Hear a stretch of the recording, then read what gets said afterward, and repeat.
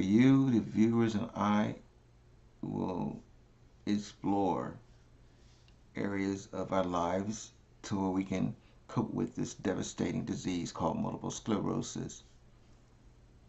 And where also we will encourage each other and find out ways of doing just that, ways of trying to see what means we have to encourage. I think this looks a little bit dark here. I'm going to see whether I can lighten this up, okay? Yeah. Let me see. Exposure. There you go. All right, I think we did it. Get back down there. Yeah, just a little bit better. All right. Yes. That looks far, doesn't it? Makes me I can't see you. I want to see you. Bring you up a little bit closer. You don't mind, do you? I don't think you mind. Because I don't mind. I love talking with you. Oh, guess what? I have some tea. I like chamomile tea. What kind of tea do you like? I love chamomile tea. I'm going through the MS thing where you know how when you are having like your eyes are blurry. Oh, and if you hear like the air conditioner, we have central air. Please don't mind it. And I know you understand as a fellow MSer how we don't like heat. No, I can't stand heat, but I'm drinking. It's funny because I'm drinking some chamomile tea. I love chamomile tea, but I also like all these other different type herbal teas. I do wish you was here to share it with me. Yeah, it's like I think also you know what I we have where I live at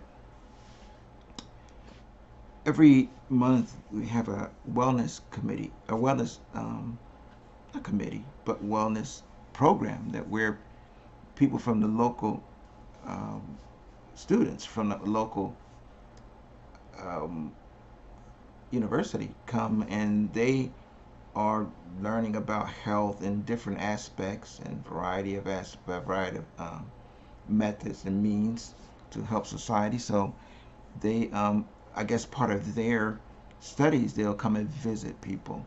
And yesterday was our wellness committee, and it was fun. I mean, they talk about things from balance to sex in reference to elderly people and people who are physically challenged. And that's where I'm at right now in this particular place here where we live at. But anyway, it was fun. We talked about a lot of things. One, like I said, is balance.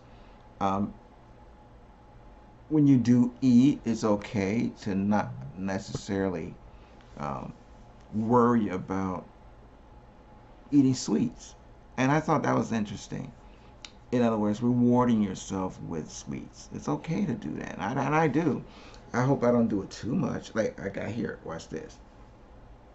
Yeah. I like this. I love peaches. See, look, peaches. I wish you could share with me. I wish you were right here. See, right here. Mm. Mm. That's good. That's really good. That's really good. But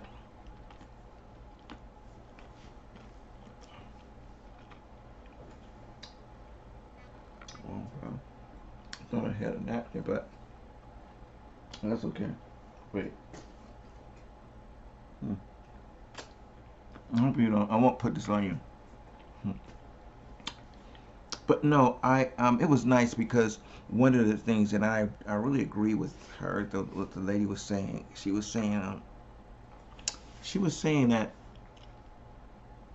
sometimes it's good to like at the end if you have apple cobbler or a snack at the end of a meal, don't be afraid of eating it. I think a lot of times when we withhold things back like that, go, oh no, I can't do it because if I do, I'm gonna get. But what ends up happening is you tend to like, I'm gonna just eat and gobble, gobble, gobble, gobble. When it's good to take little snacky little. I think that's really actually has helped me out. I'm trying to maintain my weight because I don't exercise as much as I do, but I do. I do some. I do actually some exercise too as well, but I don't. I try not to just gobble things up, and I do reward myself. You know, I do have something else to talk about here. So we just had a very horrible thing in our nation here in the United States, as well as you know, where the um, the people of Las Vegas, they were attacked by a gentleman who apparently had some very serious mental illness, and everybody tends to in this nation forget that we do have a mental illness. Humanity does, and it comes in all sorts of forms of reason as to why. Anytime anyone does that kill is upwards amount to 58 some odd people, 54, 58, and then wound up to 500, and just do it at a moment's time like that with no apparent reason, there is some mental illness there. I think as a nation we tend to forget and we don't want to explore that issue of the brain. Um, People in earlier, because he was this guy, this gentleman was like upwards to like 64 or something, and I'm like, well, goodness, I mean, and for what I understand is, even though he went through a divorce, and as someone I could say about reference to a divorce, um, it's serious to more than what we think. I remember once we were in this particular church, going to this particular church, and somebody was saying, and one kind of a marriage kind of a thing that we were doing, they were saying that divorce is like death. Yes. And I think to a lot of people, we tend to forget that that sort of thing can affect your lives. If it's not just, okay, buy and go. Some people could cut that off and that's it. But I don't know. Maybe that is not that easy than what we think. Perhaps he was going through something.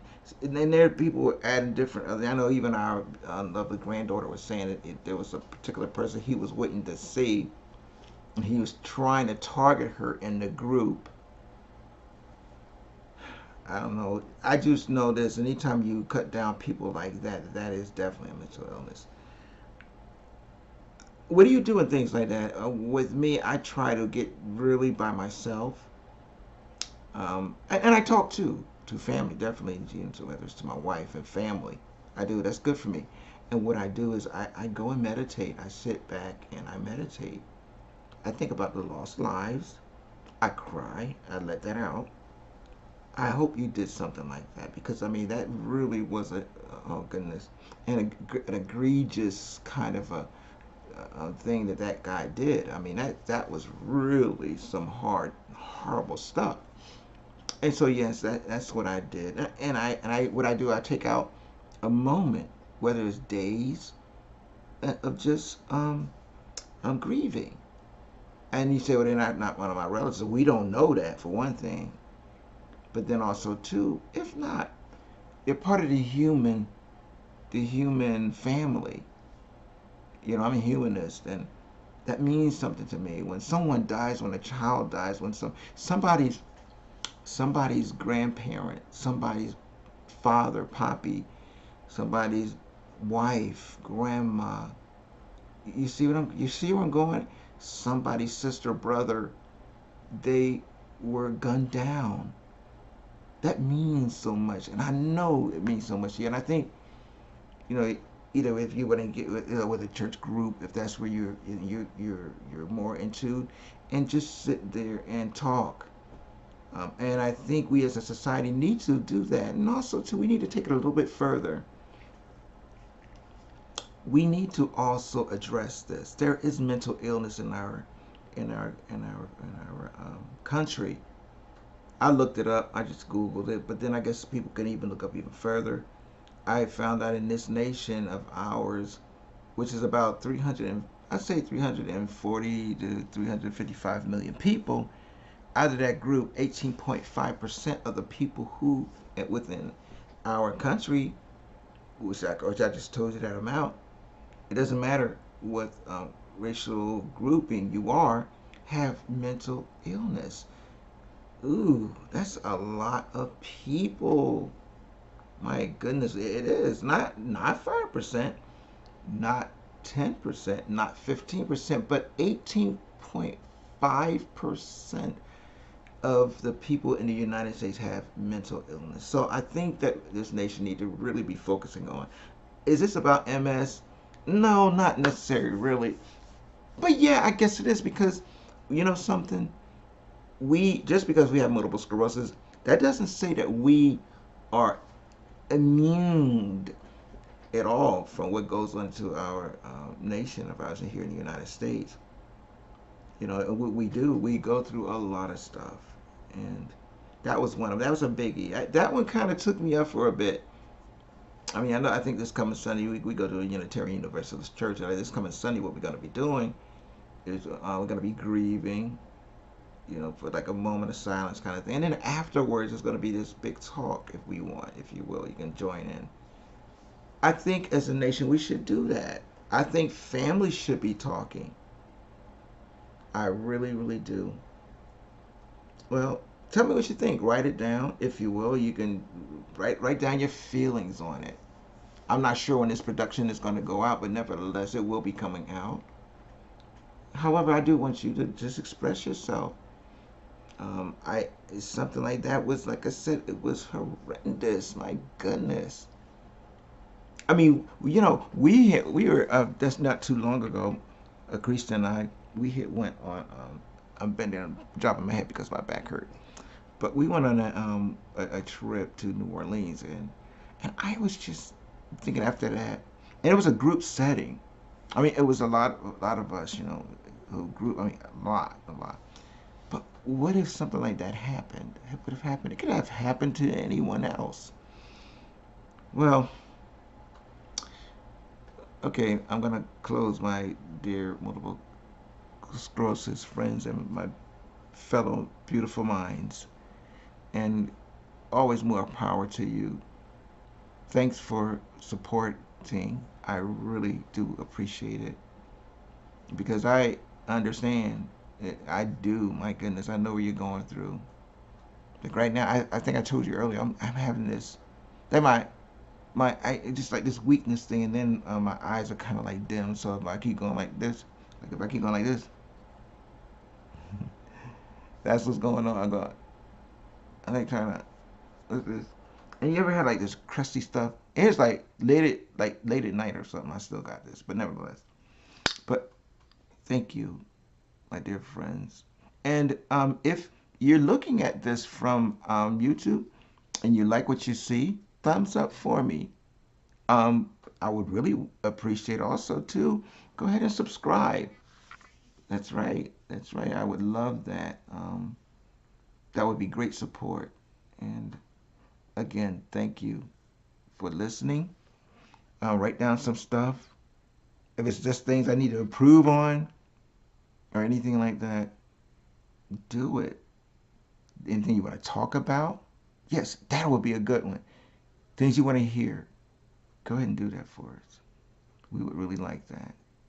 Thanks for being so sweet. Thanks for being kind, my dear fellow beautiful minds.